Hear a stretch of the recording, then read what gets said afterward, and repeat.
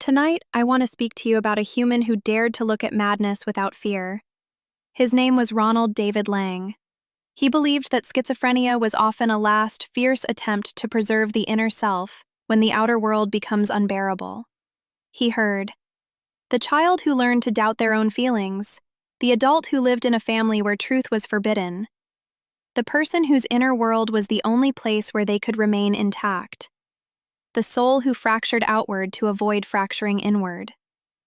He saw that madness was sometimes a journey, a passage, a descent into the underworld where the self tries to reassemble its scattered pieces.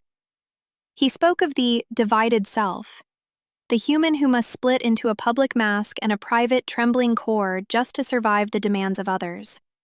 Sometimes madness is not the breaking of a mind, but the breaking of a spell. The spell of conformity, the spell of silence, the spell of pretending that the world makes sense when it does not. Laing listened to those who broke the spell. He sat with them.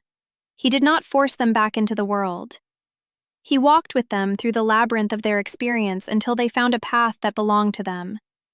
He believed that healing was not about restoring normality, but about restoring authenticity.